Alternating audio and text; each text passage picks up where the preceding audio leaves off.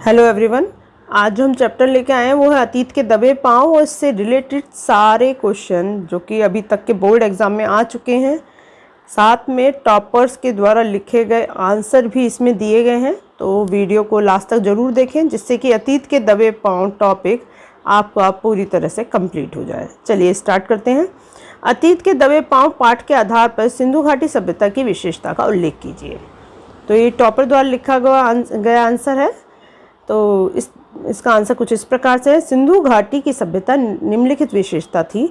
सत्ता पोषित ना होकर, यहाँ सत्ता पोषित या राज पोषित भी बोल सकते हैं, सत्ता पोषित ना होकर ये समाज पोषित था।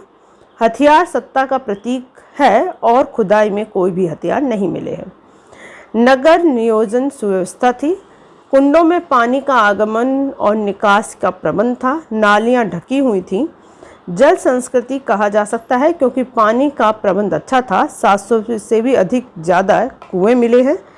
मकान पक्की ईंटों से बने थे। किसी भी घर का दरवाज़ा मुख्य सड़क की तरफ खुलकर संबंध गलियों में खुलता था। बड़े घरों में छोटे कमरे आबादी का सूचक थे। महाकुंड था, उसके पास 2 पात में 8 स्नान गृह थे। बौद्ध स्तूप 25 फीट ऊंचे टीले पर था जहां भिक्षुक रहा करते थे।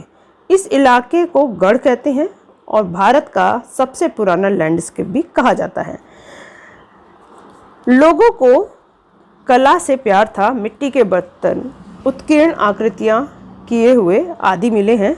लघुता में महत्ता थी, यानी नरेश का एक अत्यधिक छोटा मुकुट मिला है। लोगों में स्वयं का अनुशासन था। सिंधु घाटी आज की सुनियोजित सभ्यता पर पूरी तरह खरी उतरती है। अब नेक्स्ट क्वेश्चन है, महाकुंड में अशुद्ध जल को रोकने की क्या व्यवस्था थी? अतीत के दबे पांव के आधार पर उत्तर दीजिए। तो महाकुंड के तल में पक्की ईंटों का जमाव था। ईंटों की चिनाई हुई थी। नाली द्वारा दूषित जल की निकासी की उचित व्यवस्था थी तो महाकुंड में अशुद्ध जल रोकने के लिए महाकुंड के तल में पक्की ईंटों की चिनाई की गई थी तथा दूषित जल को निकासी की व्यवस्था नाली द्वारा की गई थी। अब है मोहनजोदड़ो का शाब्दिक अर्थ क्या है? यह कहाँ स्थित है? तो मोहनजोदड़ो का शाब्दिक अर्थ है मुर्दों का टीला। यह वर्तमान में पाकिस्तान के सिंधु प्रांत में स्थित है। पुरातत्व की दृष्टि से अत्यंत महत्वपूर्ण स्थान है और हड़प्पा और मोहनजोदड़ो सिंधु घाटी सभ्यता के 2 सबसे पुराने नियोजित शहर माने जाते हैं। नेक्स्ट क्वेश्चन है, मोहनजोदड़ो की सभ्यता को लो प्रोफाइल सभ्यता क्यों कहा जाता है? तो लेखक ने मोहनजोदड़ो की सभ्यता को लो प्रोफाइल सभ्यता इसलिए कहा है क्योंकि संसार के अन्य पुरातात्विक महत्व के स्थलों की खुदाई करने पर राजतंत्र को प्रदर्शित करने वाले महल, धर्म की ताकत दिखाने वाले पूज्य स्थान, मूर्तियाँ व पिरामिड मिले हैं, किंतु मोहनजोदड़ो की खुदाई में कोई चीज़ इस प्रकार की नहीं मिली। तो किसी राज सत्ता या धर्म सत्ता का प्रभाव नहीं दिखाया जाता, यानी नहीं दर्शाती है। यहाँ जो चीज़ें मिली हैं उनका आकार भी छोटा है।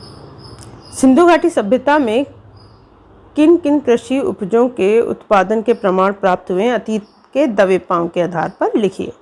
तो सिंधु घाटी सभ्यता के लोग खेती भी करते थे। प्रसिद्ध इतिहासकार इरफान अबीब के अनुसार यहाँ के लोग कपास, गेहूँ, जौ, सरसों, चने की खेती करते थे। इसके साथ ही ज्वार, बाजरा, रागी की उपज भी होती थी। यही नहीं अपितु खजूर, खरबूजा, अंगूर भी यहाँ उगाया जाता था और झाड़ियों से बेर जमा करते थे।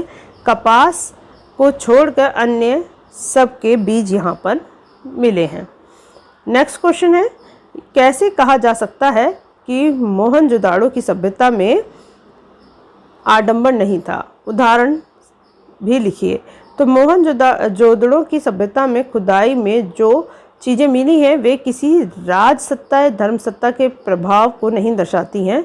मिट्टी के बर्तन, सामान्य घर यहाँ मिले हैं, राजमहल तथा भव्य मंदिर नहीं हैं। तलवारें, मुकुट भी यहाँ नहीं मिले, जो इस बात का प्रमाण है कि इस सभ्यता में यह सभ्यता आडंबर विहीन थी। नेक्स्ट क्वेश्चन, सिंधु घाटी सभ्यता के लोगों में कला और सुरुचि का महत्व ज़्यादा था, टिप्पणी कीजिए। तो सिंधु घाटी सभ्यता का विश्लेषण करने पर पता चलता है कि इस काल के लोगों में कला और सुरुचि का महत्व अधिक था। सिंधु घाटी सभ्यता की वास्तुकला व नगर नियोजन कला की दृष्टि से हड़प्पा सभ्यता संपन्न थी। अच्छा, ये आपका नेक्स्ट क्वेश्चन है। ये नेक्स्ट क्वेश्चन है कि कला की दृष्टि से हड़प्पा सभ्यता संपन्न थी, पाठ के आधार पर बताइए। तो उसका आंसर है कि धातु और पत्थर की मूर्तियाँ, मिट्टी के बर्तन और उन पर चित्रित मनुष्य, पशु पक्षी व वनस्पतियाँ बेजोड़ हैं। इसी प्रकार नाना प्रकार के खिलौने, केश विन्यास, आभूषण, सुघड़ अक्षरों वाली लिपि भी इनके सौंदर्य बोध को व्यक्त करती हैं। आम जनता के प्रयोग की सुंदर वस्तुओं में जनता की सुरुचि, संपन्नता व कला प्रियता और सौंदर्य का बोध व्यक्त होता है। नेक्स्ट क्वेश्चन है, सिंधु घाटी सभ्यता महान किंतु आडंबर विहीन थी, इस कथन का सही उदाहरण प्रकाश डालिए।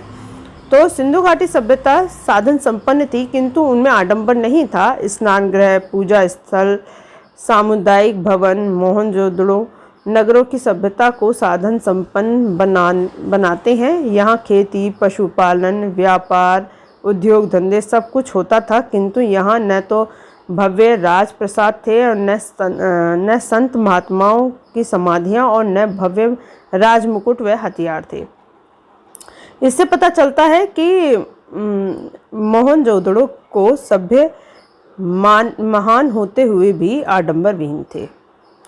अच्छा, एक क्वेश्चन जो कि अभी के समय में बताया गया है वो है, मोहनजोदड़ो की सभ्यता पूर्ण विकसित मानव सभ्यता थी, कथन के पक्ष में अपने तर्क लिखिए। या कैसे कह सकते हैं कि सिंधु सभ्यता पूर्ण विकसित सभ्यता थी, या तीसरे तरह से आ सकता है कि सिंधु की सभ्यता पूर्ण विकसित मानव सभ्यता थी। इस विचार से आप कहाँ तक सहमत हैं?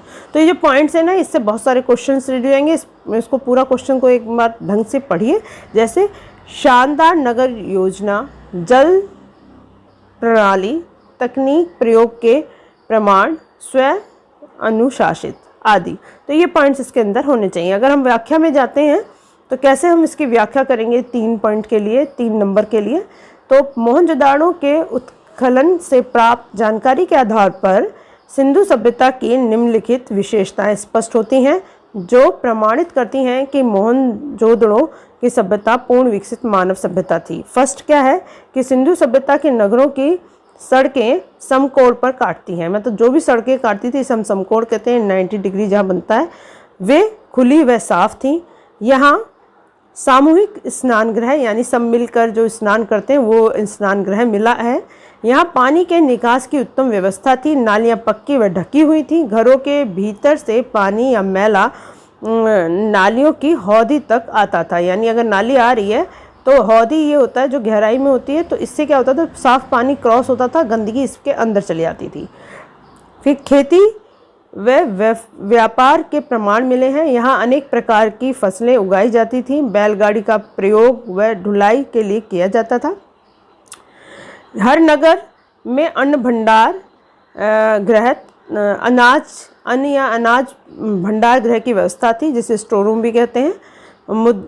मोहरों का उत्कीर्ण कलाकृति, आभूषण, सुघड़ अक्षरों की लिपि आदि के कलात्मक उत्कृष्टता का पता चलता है। नगर योजन थे, सुनियोजित थे, या उसके नियोजन की व्यवस्था, नगर नियोजन बहुत अच्छे से था, या फिर सुनियोजित थे, ये वर्ड यूज़ कर सकते हो।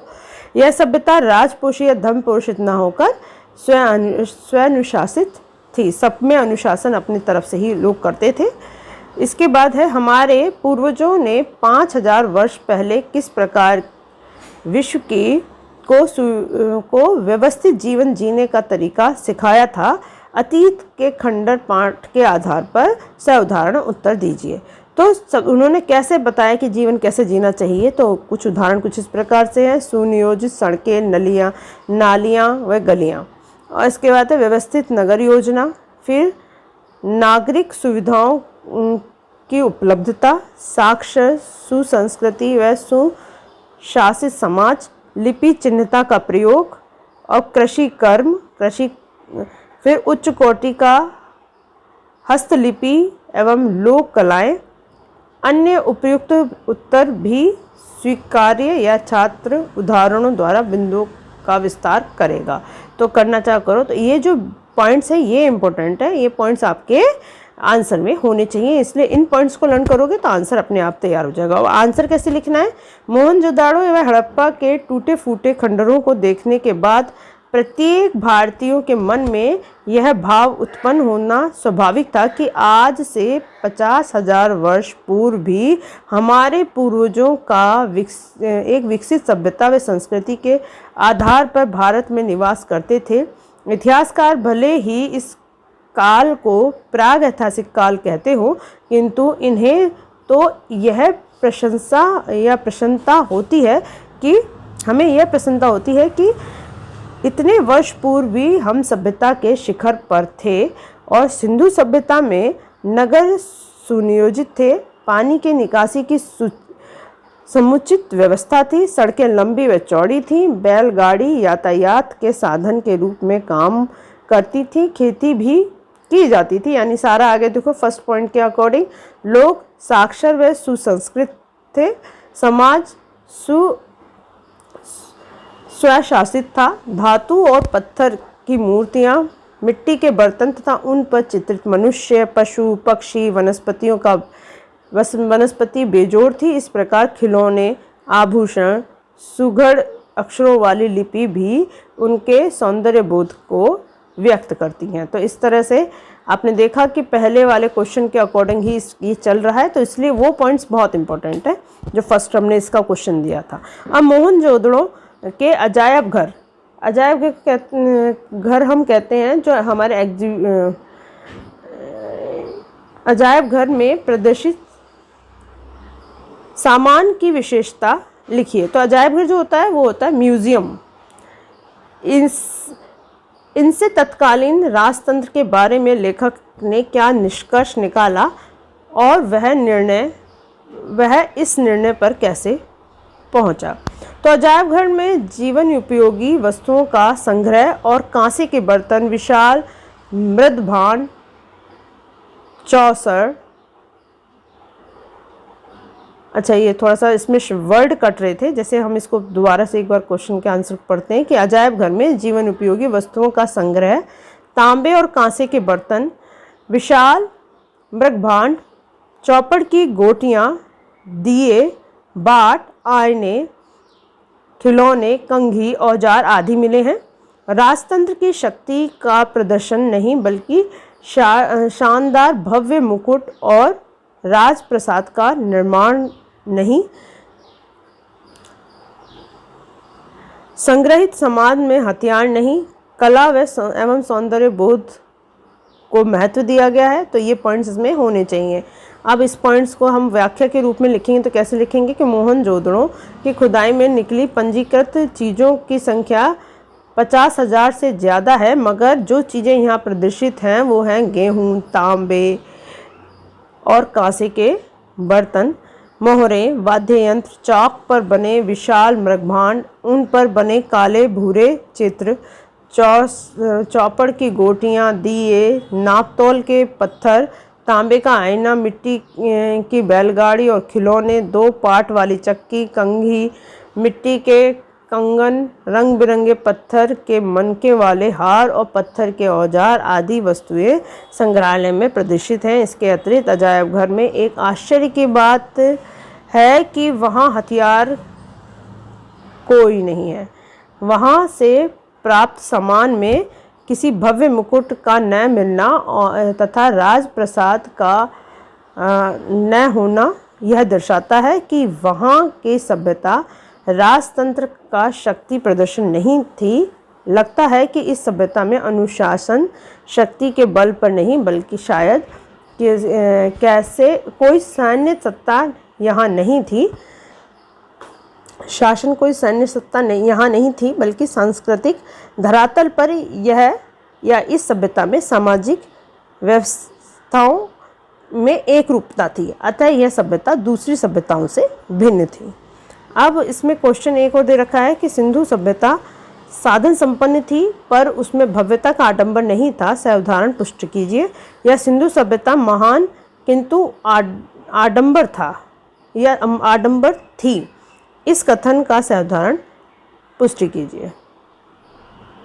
तो शहर का मतलब अगर आपसे पूछा जाए कि ऐसा भी हो सकता है आडंबर नहीं था, ये सिद्ध करना है आडंबर थी, तो आडंबर थी मतलब आप कहोगे आडंबर नहीं थी, इस तरह से उसका आंसर दोगे। देखिए इसमें क्या क्या चाहिए कि शहर का व्यवस्थित ढांचा, मकानों की बनावट की सुविधाओं पर ध्यान, सड़कों की योजनाबद्ध बनावट, उचित चौड़ाई, ग्रिड शैली, ढकी नालियाँ, स्नानागार, नगर योजना, वास्तुकला के अनुरूप विशिष्ट जल व्यवस्था, अन्न भंडारण, हथियारों का न मिलना, महल मंदिर आदि में भव्यता का दिखाई न देना। किन्हीं पांच बिंदुओं का उल्लेख करते हुए उपयुक्त उत्तर स्वीकार्य। तो मतलब अगर ये सब चीज़ होगा, इनमें से कोई भी 5 आप चॉइस कर लो। वैसे मैं कहूँगी ये सारे पॉइंट्स अपने दिमाग में रखो, उसके बाद जो पॉइंट सबसे आप जिसमें सबसे परफेक्ट हो फिर उसके बारे में उसे लिखना। तो व्याख्या ये जो आपका ये है एक टॉपर के द्वारा लिखा गया आंसर। तो उसने क्या लिखा है कि लेखक ओम थानवी ने जब सिंधु घाटी सभ्यता के 2 शहरों में यात्रा की तो उन्होंने पाया कि सिंधु सभ्यता साधन संपन्न व इसमें कृत्रिमता एवं आडंबर नहीं था। पुरातत्व वैज्ञानिकों की माने तो यहाँ के अजायब घर का सामान आज भी शोभा बढ़ा रहा है। जब वह यात्रा के दौरान एक अजायब घर में गए तो उन्होंने देखा कि यहाँ औजार तो हैं परंतु हथियार नहीं हैं। जैसे हर राजा के पास हथियार की बड़ी खेप होती है परंतु यहाँ हथियार नहीं है। उनके मतानुसार सिंधु सभ्यता राजसत्ता या धर्म सत्ता ना होकर अनुशासित सभ्यता थी। देखिए आपके क्वेश्चंस अलग अलग हैं लेकिन आंसर आप देखोगे तो यही पॉइंट्स मेन है।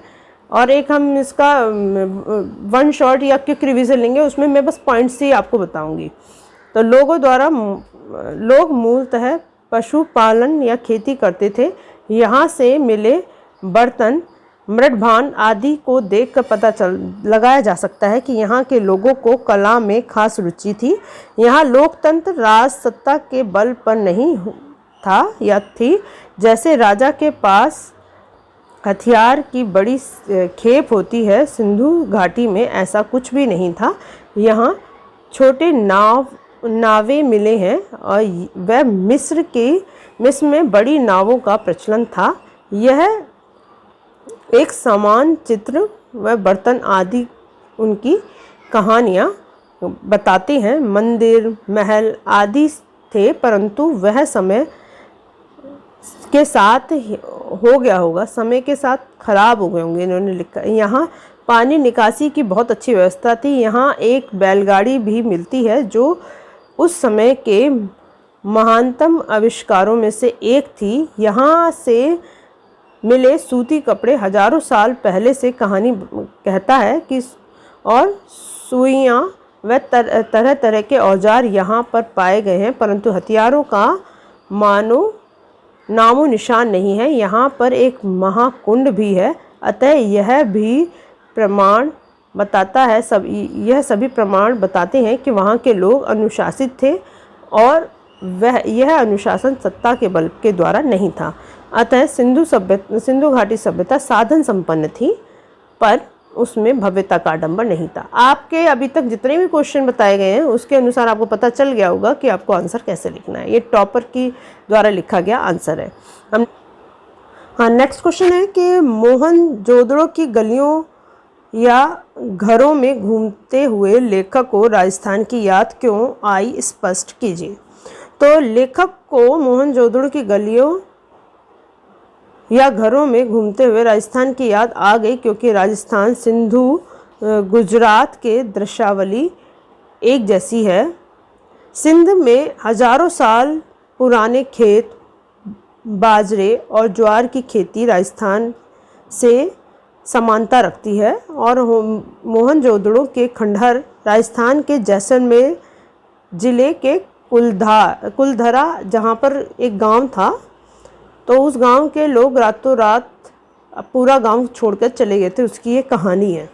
तो उससे वो कंपैरिजन कर रहे हैं। तो जो जैसलमेर के ज़िले में कुलधरा गांव के समान है जो खंडर हो गया है, लेकिन ढहे नहीं है। ढहे मतलब बिल्कुल पूरी तरह से दीवारें गिर जाना, कुछ रहना नहीं, ऐसा नहीं हुआ है।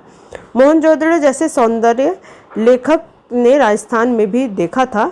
यहाँ भी राजस्थान के समान ही कुएं, कुंड, गली कूचे, कच्ची पक्की ईंटों के अवशेष आज भी वैसे ही हैं जैसे हजारों साल पहले थे। इस प्रकार से आपको मोहनजोदड़ो के सारे क्वेश्चन पार्ट से रिलेटेड कवर हो चुके हैं। क्वेश्चन कैसा भी आए, आंसर लगभग एक जैसा ही आ रहा है, तो थोड़े कुछ पॉइंट्स का ध्यान रखना।